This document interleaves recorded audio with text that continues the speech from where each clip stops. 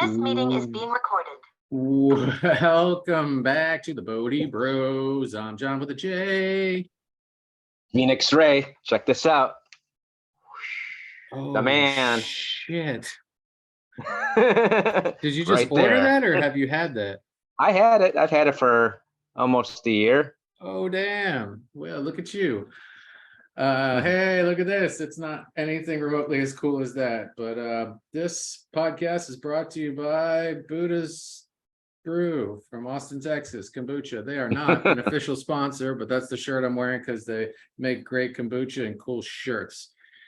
Yeah. Thank you for not sponsoring us. We never tried, but maybe one day you could be a sponsor. Maybe they're sponsoring your health right now for this podcast. Yes. Your chi. And Ray came up with another glorious idea. He's like, let's do another video. We have fun with them. They're easy. It seems that our audience enjoys those because it gives you a two. It's like a bonus. You get the Bodhi Bros episode, but you also get possibly an inspiration to go watch another short video and then get some more inspiration. So Ray came up with Alan Watts, the gentleman depicted on his sweatshirt. It's a sweatshirt. Okay. And it's hard for me in Florida because I don't know the words because we never get to use them here. So yeah, and the name of the video is Don't Force Anything, which instantly intrigued me because that forcing shit is not working for me. So I'm like, maybe this is the way to go. Let me hear what Alan has to say. So I've got it's at only 9 minutes and like 43 seconds, not even a full 10 minutes. This is a good one, folks. So there's a lot in that, though. Yeah, you can. There's a lot in that 9 minutes. Yes, you can stop our video right now. Stop the podcast and just go watch it and be done. You don't need our interpretations or anything. It's that good. Just go. Go. Give the views to Alan Watts, his family, and whoever's running that channel. We don't need it. We do, and we love you. I'm just saying it's that good. Ray, what do you? What? How did it strike you? You go first. Man, I love Alan Watts. He can make a video of him reading a menu of Denny's, and I would sit and listen to it. I just love the way he talks. Moons. I mean, people always talk about Morgan Freeman. Yeah. Who was the dude that did Darth Vader? Who was that actor? James Earl Jones. James Earl Jones, like the best voices. To me, it's Alan Watts, man. That dude could, I want that dude to read me a bedtime story, And that's kind of what I felt like listening to this, I kind of felt like, not that it made me go to sleep, but just the way his voice is and the way he talks. And so he goes over, what is it? Wei Wu. That's it, right? Wei Wu. Right? Yep. So it means, so it means not forcing, could also mean no action. It seems like there's different interpretations of it. Right. But it really just means going with the flow and acting without resistance. And he kind of really made the point to say it doesn't mean being passive. People may interpret that like, oh, it means not action, just sitting and waiting. No, it doesn't mean that. It means being in the flow, acting at the right time. To me, it made me think of baseball. And you, a former player, you can understand that when you're just in that zone and you're sit there and you're at bat, you got to wait for that it's all about that right timing to hit that pitch. You know what I mean? Right. Yeah. So it's being in that flow. It means just taking action, but taking action at that right time without resistance and just being one with the moment. Yeah. Essentially. Out of the head and into the heart. Because as a hitter, if you're like, oh, is he going to throw me a screwball, curveball, a cut fastball, a changeup? Like, what is it? How does he normally his first bit? And they're and he talks about that, which is my favorite. That was the best part. I know. That was the best part of the whole video. And if you're doing that in the batter's box, it's strike one. 2 strikes later, and you're like, what the hell just happened? What happened was you didn't allow yourself to be entirely in the moment, consumed by the moment. That's when like time slows down and you're like, it's that Matrix thing where you're like, you're just able to like, oh, wow, ping, gone. Because that's the magic, is to be able to clear it all and to plug in from here and just be. And it's hard. It should be easy to teach kids to do that.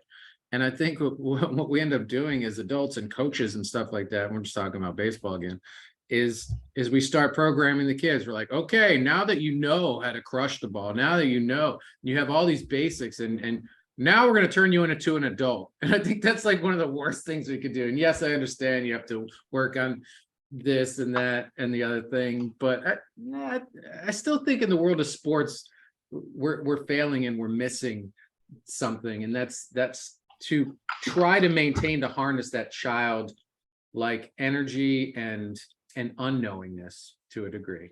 That's a whole nother episode where we could dive deep sometime, and maybe we will, because it sounds interesting. Well, he does go into that. He does go into talking about the Wei Wu, and he talks about like when he goes into superior virtue and inferior virtue, saying how superior virtue doesn't try to be virtuous. It just is. You're not trying to do anything. Right. Or if you're trying to be virtuous, you're trying to be righteous, you're not really that, because you're, I guess you could say, maybe you're bulldozing something that isn't true. You're not really being fully authentic with it. Right. You're forcing it. So it's a lot of it's being authentic, and it talks a lot about going back to connecting back with that childlike wonder of seeing the universe. Yep. And before we conceptualize everything, and we're told by society what's good, what's bad, what's right, what's wrong, and we label everything, and we don't see it anymore as it truly is. And I think in Buddhism it talks about that too. I think they talk about seeing a bird, and the first time you see a bird fly, it's wow, look at that. But then once you learn that it's a bird and what kind of bird it is, you no longer see the bird anymore. You're just saying, oh, that's that's an owl, that's a something, I don't know, a blue jay, and it's you're just seeing the concept of it, or the label of it. You're no longer seeing it with that beginner's mind. And that's what they talk about. Not didn't say this in the video, but talks about one of the big benefits of meditation is to cultivate that beginner's mind and get rid of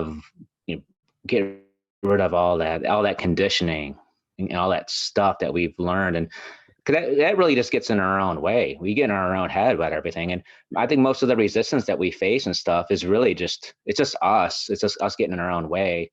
And I wouldn't even say it's really even us. It's really other people's. We take on other people's limitations and other people's opinions and other people's BS. And we say like, well, that's not possible, because I'm told, I was told this isn't true, or you have to work really hard to get this way. And we're adopting other people's BS stuff, and it's not really true. It just woo away that crap, man. Yeah, this helped me connect some dots from my childhood into adulthood, and suspicions that I had, or just ideas. It was very validating, because like it showed the kid like looking out the window while a teacher was trying to teach some stuff, and like I'm like, that was me, man. Like I always dissociated. And it was like, he also talked about when you're a kid, you twist your body and you make faces, and because you come in this world and you're like, man, this place is weird, and like you're trying to match the weirdness and explore the weirdness and challenge the weirdness. And he goes, and kids always do that thing. And I did that as a kid. I guess I should have kept it, because I was looking at my little picture of me, and it kept looking like this was like sitting on my head. Oh yeah. On the shelf. So I'm like, oh man, but maybe I should just put it back on my head. That's great. It's beautiful. I love it.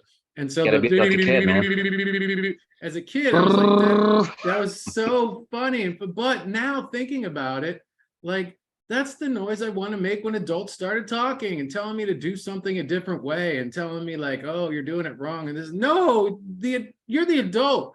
Don't you have any idea how much you're doing it wrong, how miserable? My life's wonderful. I'm a child. I'm in paradise. You should be listening to me. And you're like, right. And so this is a great less than 10 minutes. I would view it, folks, as a meditation. Let's do a 10-minute meditation with Alan freaking Watts as your narrator. And I did it like 8 times.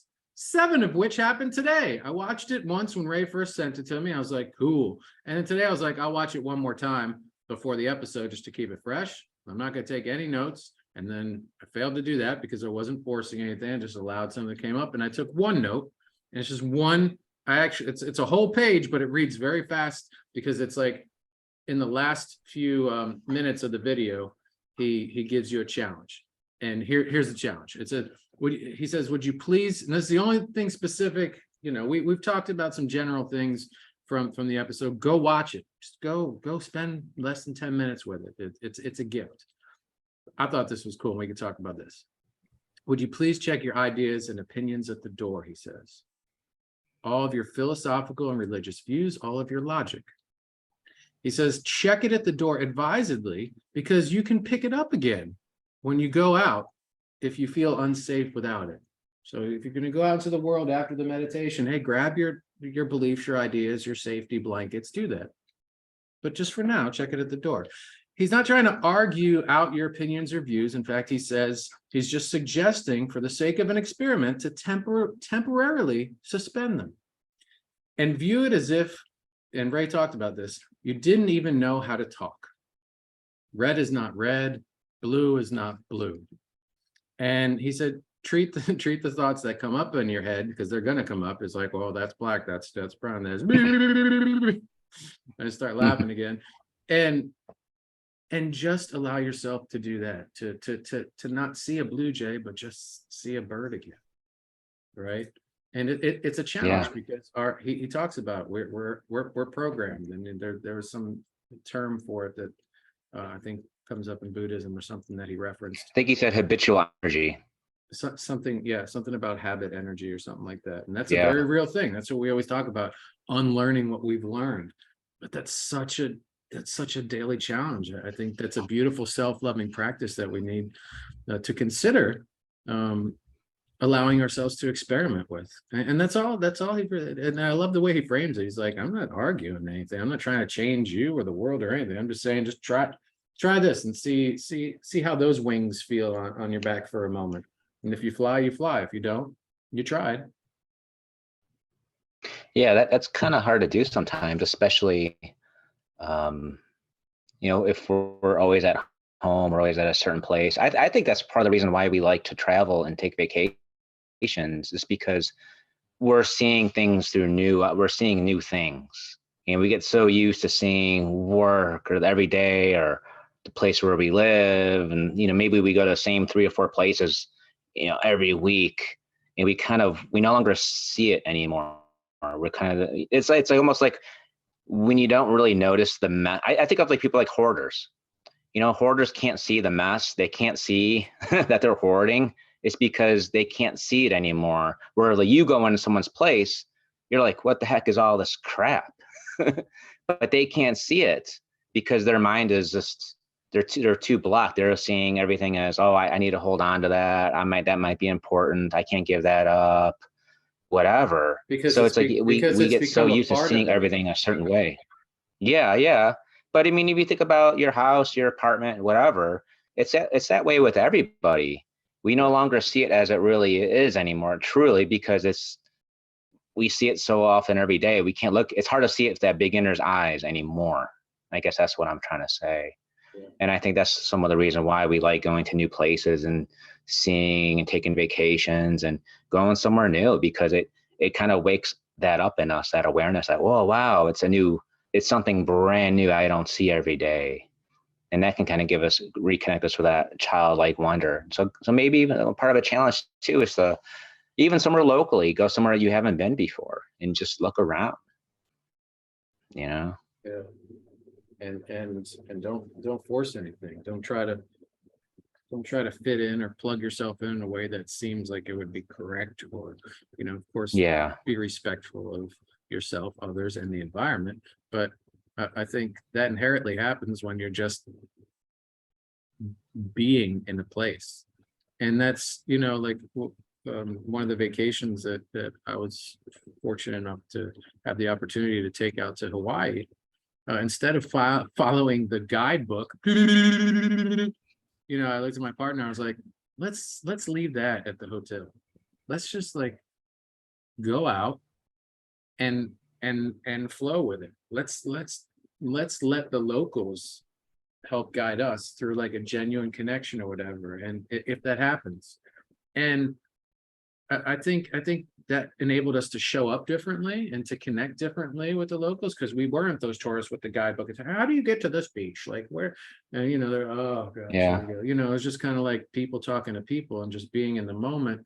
And so many treasures came from that. And I think also like an alleviation of pressure too. Like we got to see this, we got to do that, we got to. Oh, I hate that. Right, right. Because Maybe you go on vacations and you go on vacation with someone, they have this like big itinerary of what you have to do each day and every hour, and it's exhausting. Yeah, and so yeah, it's something cool to think about. How do you think that we could take this meditation, this experimentation, this just this way of allowing ourselves to potentially live not 24/7, but as best we can, right? In our day to day, like let's take work for instance. How can we allow ourselves to not force anything as it pertains to our careers?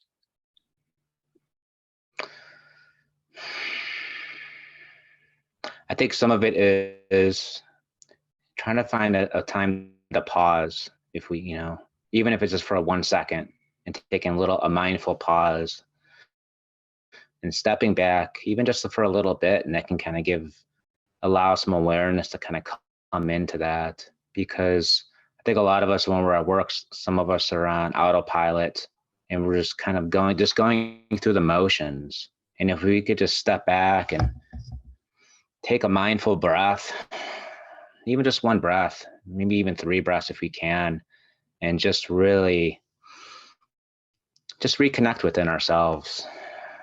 And that could be just enough to switch something within us and maybe bring forth a deeper presence to the surface. So that's one thing we can do. I mean, all of us have time to take one mindful, meaningful breath. And you think by doing that will bring awareness to the fact that we don't have to force things at work. In fact, if we are forcing things, we're probably creating even more of an unhealthy or toxic or just not enjoyable situation. Yeah, and you could also become mindful of what you're resisting in the moment. Like what resistance, it's all about staying in the question. What question can we ask? How am I unenlightening myself right now? How am I getting my own way right now? How am I not allowing my presence to come forth?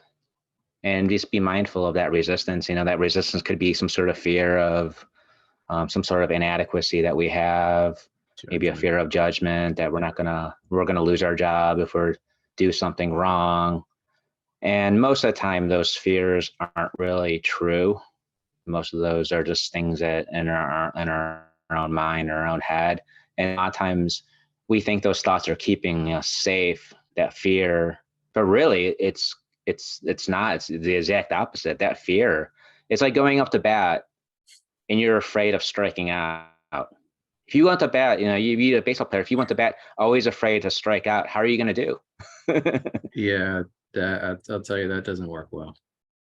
Yeah, it doesn't work out. Instead of trying to hit the ball, instead of just being in the moment and hitting the ball, hitting a home run, you're so afraid to fail. You're so afraid of striking out or looking bad that it's just going to cause you to crumble and fail. I think that comes with learning to unpeel the layers and reveal the levels at which we can aspire to trust ourselves more and more and more. Because the key word you said about the batting thing was thinking, not even the whole strikeout thing. But if you go into a batter's box and you're thinking, like I watched this Anthony Davis, Los Angeles Laker, in the Sports Center this morning. He's missing 2 key free throws. You could see how much he was like really thinking about making these free throws, and he bricked both of them. But you could feel the cerebral energy coursing through him, where it wasn't And Alan talks about that in this video too, about when we witness music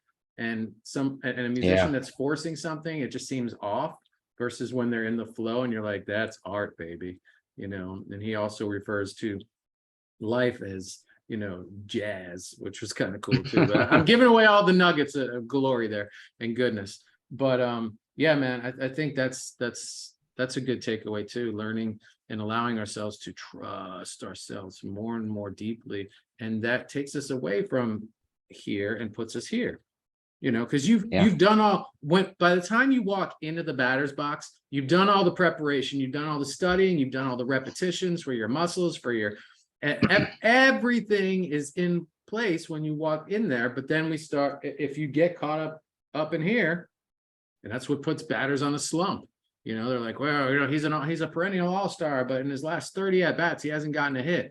Something's going on up here, man. Right, as soon as you can quiet that, jibber jabber, and maybe it's the hitting coach, maybe it's the head coach, maybe it's the owner going, hey man, we need you, and you just get in there and don't give a fucking just grip it and rip it. Yeah, I've noticed that too in my job, doing loss prevention. A big part of my job is hunting for shoplifters, and it's just like anything, kind of like a sport, right? We go through big slumps.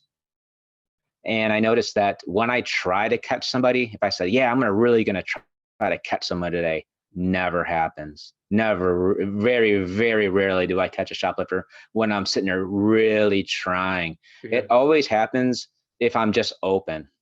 Yeah. If I'm just open, and if I'm just in a state of awareness, not trying, right. but there I guess there is some effort.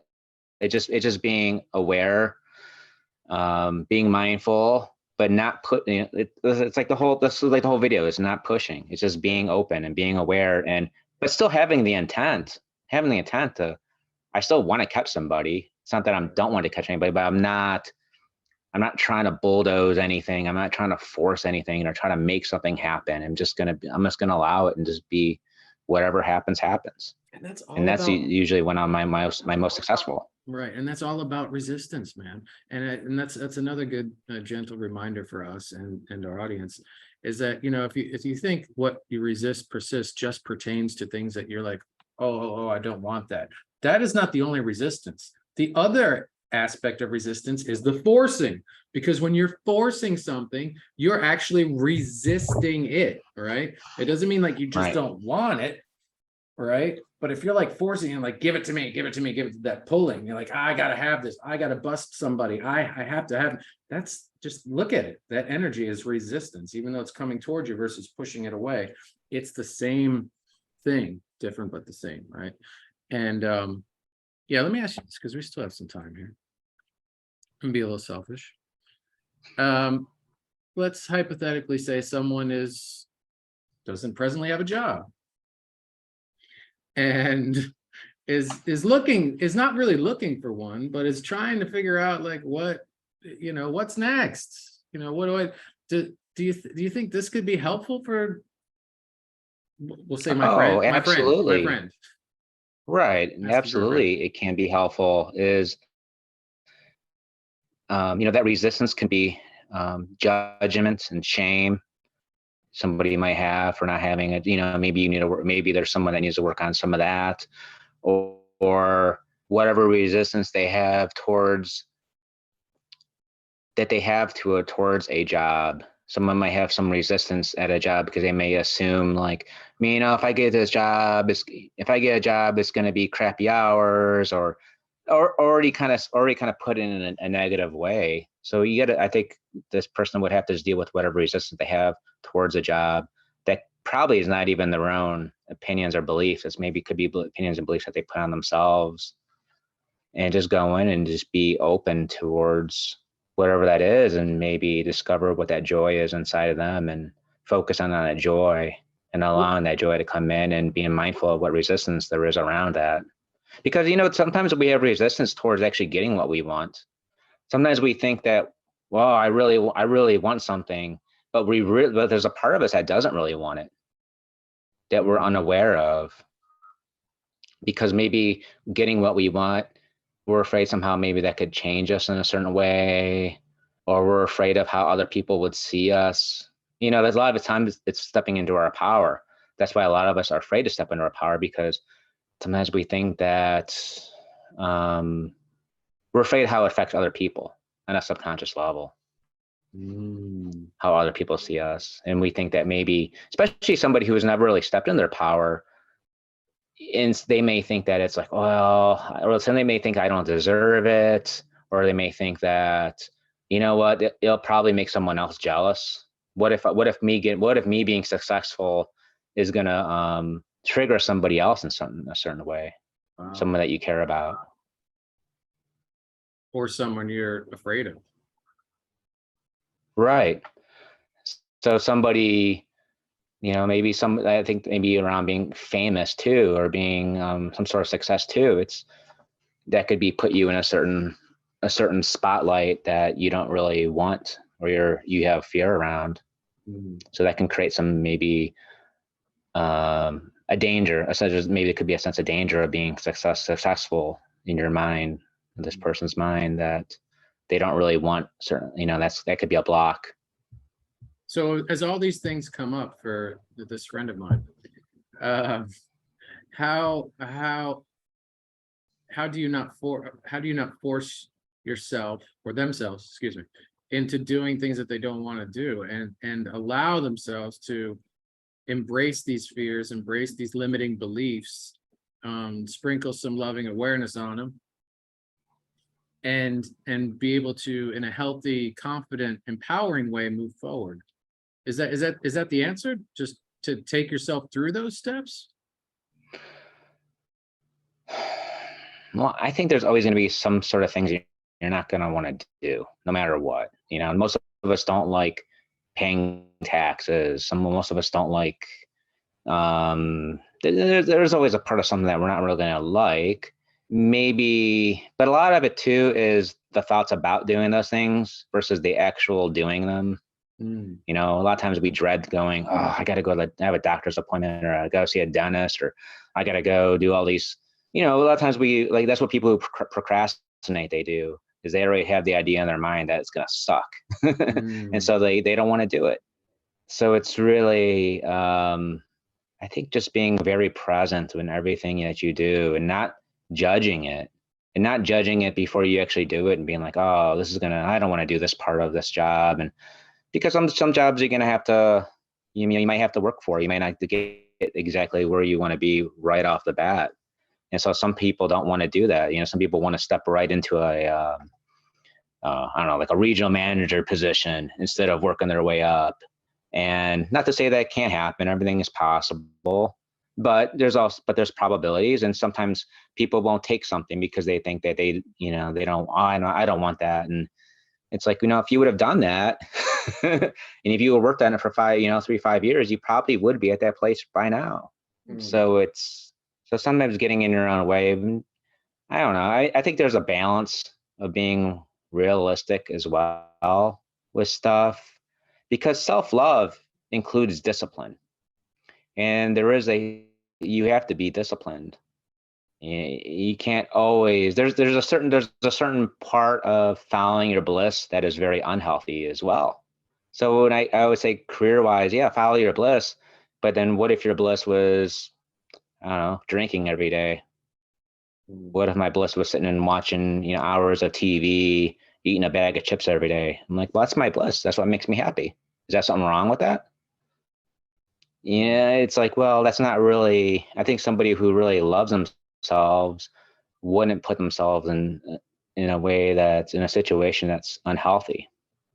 Right. So having that true love for yourself is going to allow for discipline to happen.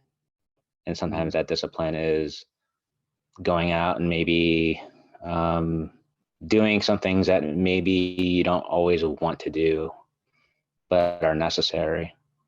Just to not, and also to not stagnate, to have motion, and to be in the flow of life versus avoiding the flow of life and all of its characters, environments, and stuff like that.